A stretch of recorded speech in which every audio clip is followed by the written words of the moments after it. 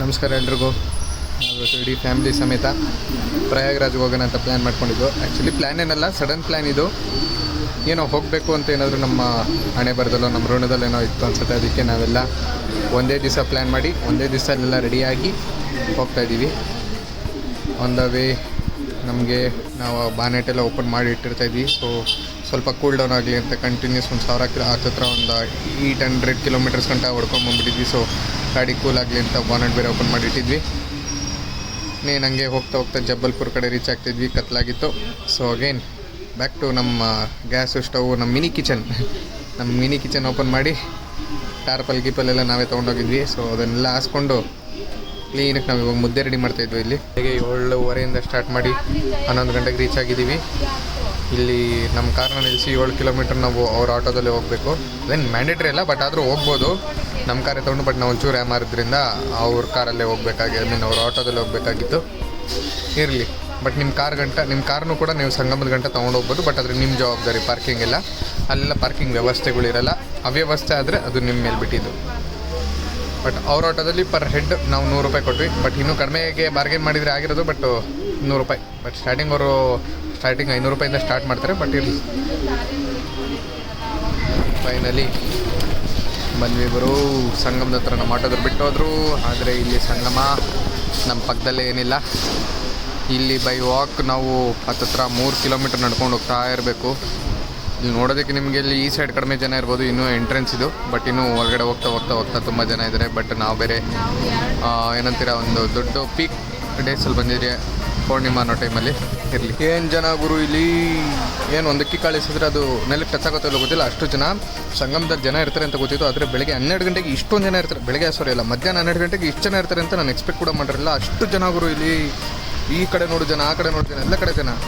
ಕೊನೆಗೂ the much awaited moment, ನಮ್ಮ ಪ್ರಯಾಗ್ರಾಜ್ ಸಂಗಮದಲ್ಲಿ ಮುಳುಗೋದು 3 ಬಾರಿ. ಇದೊಂಥರ ಅದ್ಭುತನೇ. ಬೆಳಗ್ಗೆ 3 ಗಂಟೆ ಟೈಮಲ್ಲಿ ನಾವು ಅಂಥ ಚಳಿಯಲ್ಲಿ, ಅದು ಎಷ್ಟು 11 ಡಿಗ್ರಿ ಇತ್ತು. ಆ ಡಿಗ್ರಿದಲ್ಲಿ ನಾವು ಸ್ನಾನ ಮಾಡಬೇಕು ಅಂದ್ಕೊಂಡಿದ್ವಿ. ಬಟ್ ಹೆಂಗಾಯ್ತು ಗೊತ್ತಿಲ್ಲ ಪವಾಡ. ನಾವು ಹೊರಗಡೆ ಇದ್ದಾಗ ನಮಗೆ ಅದ್ಭುತ ಥರನೇ ಫೀಲ್ ಆಯಿತು. ನಿಜವಾಗ್ಲೂ ಅದೊಂಥರ ರೋಮಾಂಚನಕಾರಿ. ನಾವು ಅದನ್ನು ಎಷ್ಟೇ ಪದಗಳಲ್ಲಿ ವರ್ಣಿಸಿದ್ರೂ ಅದು ನಿಮಗೆ ಸಾಲಲ್ಲ. ಅದನ್ನು ಸ್ವತಃ ಅನುಭವಿಸ್ದಾಗಲೇ ಗೊತ್ತಾಗೋದು. ಮುಂದೆ ಸಾಗ್ತಾ ಇದನ್ನು ಯಮುನಾ ಬ್ರಿಡ್ಜ್ ಅಂತಾರೆ. ಈ ಬ್ರಿಡ್ಜಿನ ವಿಶೇಷತೆ ಏನಂದರೆ ಮೇಲ್ಗಡೆ ರೈಲು ಹೋಗ್ತಿದೆ. ಅದು ನಿಮಗೆ ಕಾಣಿಸ್ತಿರ್ಬೋದು. ಅದು ಮೇಲ್ಗಡೆ ನಾನು ಆದಷ್ಟು ಟ್ರೈ ಮಾಡಿದ್ದೀನಿ. ಅಂಥ ಟ್ರಾಫಿಕಲ್ಲೂ ತುಂಬ ಇತ್ತು. ಅದರಲ್ಲೂ ಹೆಂಗೋ ಮ್ಯಾನೇಜ್ ಮಾಡಿದೆ. ಮತ್ತು ಕೆಳಗಡೆ ಗಾಡಿಗಳು ಹೋಗ್ತಿದ್ದಾವೆ. ಸೊ ನಾವು ತ್ರಿವೇಣಿ ಸಂಗಮದಿಂದ ಮುಂದೆ ಅಯೋಧ್ಯೆ ಕಾಶಿ ಹೋಗಬೇಕು ಅಂತ ಅಂದ್ಕೊಂಡಿದ್ವಿ. ಬಟ್ ಅದ್ರ due to heavy traffic jam ನಾವು ಹೋಗೋಕ್ಕಾಗಿಲ್ಲ. ಅದಕ್ಕೋಸ್ಕರ ನಾವು ವಾಪಸ್ ಬರ್ತಾ ಆನ್ ದ ವೇದಲ್ಲಿ ಮತ್ತೆ ರೇವಾ ದಾಟಿ ಒಂಚೂರು ಮುಂದ್ಗಡೆ ನಾವು ನಾಷ್ಟ ಎಲ್ಲ ಮಾಡೋಕ್ಕೆ ಶುರು ಮಾಡ್ಕೊಂಡ್ವಿ. ಸೊ ಹಂಗೆ ನಮ್ಮದು ತ್ರಿವೇಣಿ ಸಂಗಮದ ಸ್ನಾನ ಮುಗೀತು. ಇವಾಗ ನಮ್ಮ ಮಾತೃಶ್ರೀ ಹಾಗೂ ಪಿತೃಶ್ರೀ ಅವರ ಬಾಯಿಂದ ಅವರ ಇದು ಎಕ್ಸ್ಪೀರಿಯನ್ಸ್ ಏನು ಅಂತ ಕೇಳೋಣ. ಹೇಗಿತ್ತು? ತುಂಬ ಚೆನ್ನಾಗಿದೆ. ದರ್ಶನ ಆದರೆ ಹೋದವ್ರು ಯಾರು ಬೇಜಾರು ಮಾಡ್ಕೊಬಾರ್ದು. ಸ್ವಲ್ಪ ಹೆಚ್ಚು ಕಮ್ಮಿ ಆದರೂ ಮುಖ್ಯವಾದ ಕೆಲಸಕ್ಕೆ ಹೋದ ಮೇಲೆ ಯಾರು ಬೇಜಾರು ಮಾಡದೆ ಮುಗಿಸ್ಕೊಂಡು ಬರಬೇಕು. ಸಲಹೆ ಪ್ರಯಾಗರಾಜ ತುಂಬ ಚೆನ್ನಾಗಿತ್ತಪ್ಪ. ಎಲ್ಲರೂ ಹೋಗುವಂಥ ಸ್ಥಳ. ಆದರೆ ಧೈರ್ಯ ಮಾಡಿ ಹೋಗಬೇಕು. ದೇವ್ರ ಮೇಲೆ ನಂಬಿಕೆ ಇಡಬೇಕು. ಹೋಗೋಂಥ ಎಲ್ಲ ಕೆಲಸ ಕಾರ್ಯಗಳು ಆಗುತ್ತೆ ನಂಬಿಕೆ ಇದ್ದು ಹೋದರೆ. ನಮಗೇನೋ ತುಂಬ ಖುಷಿ ಆಯಿತು. ನಮ್ಮ ಮದರ್ ಇಂಡಿಯಾದವರು ಏನಮ್ಮ, ಪ್ರಯಾಗ್ರಾಜ್ ಪ್ರಯಾಣ ಅಂದ್ರೇ ಒಂದು ವಿಚಿತ್ರ. ಯಾರಿಗೂ ಹೋಗಕ್ಕೆ ಸಾಧ್ಯ ಆಗದೇ ಇರೋಂಥ ಜಾಗಕ್ಕೆ ಹೋಗಿ ಅಲ್ಲಿ ಅಮೃತ ಸ್ನಾನ ಮಾಡಿ ಅಲ್ಲಿನ 3 ಸಾರಿ ಅಲ್ಲಿ ನೀರಲ್ಲಿ ಮುಳುಗಿ ನೈಟು ಹಗಲು ಅನ್ನೋದೇ ಅಲ್ಲಿ ಅಷ್ಟು ಜನರು ಇರ್ತಾರೆ. ನಾವು ಹೇಗೆ ಹೋಗಿರ್ತೀವೋ ಹಾಗೆ ಕೈ ಹಿಡ್ಕೊಂಡು ಜೊತೆಲಿ ಬಂದಿರುವಂಥ ಫ್ರೆಂಡ್ಸ್ಗಳ ಜೊತೆ ಕೈ ಹಿಡ್ಕೊಂಡು ನಾವು ನೀರಲ್ಲಿ ಮುಳುಗಬೇಕು. ಹರ ಹರ ಮಹಾದೇವ್ ಅಂದ್ಕೊಂಡು ಮುಳುಗಿದ್ರೆ ಯಾವ ಪ್ರಾಬ್ಲಮ್ಮು ಇರೋದಿಲ್ಲ. ಎಲ್ಲ ನಾವೇನು ಅಂದ್ಕೊಂಡಿದ್ದೀವೋ ಆ ಭಗವಂತ ನಮಗೆ ಎಲ್ಲ ಕೊಡ್ತಾನೆ.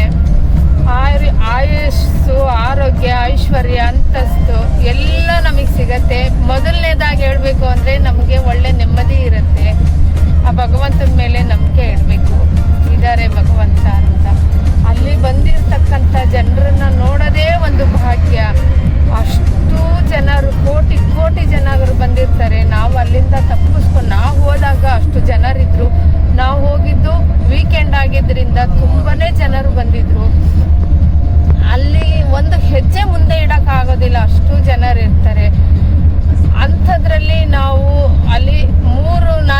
ಗಂಟೆ ಕಾಯ್ಕೊಂಡಿದ್ವಿ ನಾವು. ನಮ್ಮ 4 ಗಂಟೆ ಜಾಸ್ತಿ, 12 ಗಂಟೆ. ಬಹಳ ಚೆನ್ನಾಗಿತ್ತು. ನೀವು ಹೋಗಿ ಹುಷಾರಾಗಿ ಹೋಗಿ.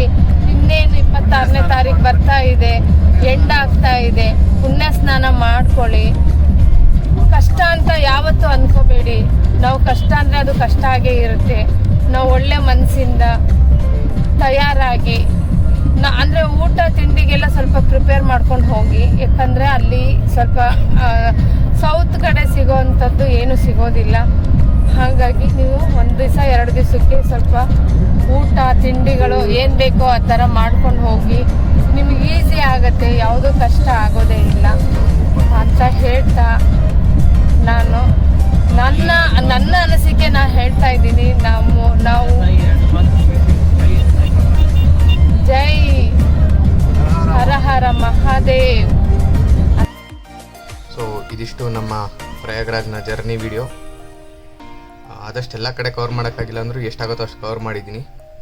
ಬಿಕಾಸ್ ನಾವೆಲ್ಲ ಕಡೆ ನಿಲ್ಲಿಸಿ ವಿಡಿಯೋ ಮಾಡಿ ಎಲ್ಲ ಮಾಡೋಷ್ಟು ಟೈಮ್ ಇರಲ್ಲ. ಬೇಕಾದ ಸಿಕ್ಕಾಪಟ್ಟೆ ರಶ್ ಇತ್ತು ಮತ್ತು ಜಾಮ್ ಇತ್ತು. ಸೊ ನಾವು ಆದಷ್ಟು ಟೈಮ್ ಕವರ್ ಮಾಡಬೇಕಾಗಿತ್ತು ವಿತೌಟ್ ರೆಸ್ಟ್.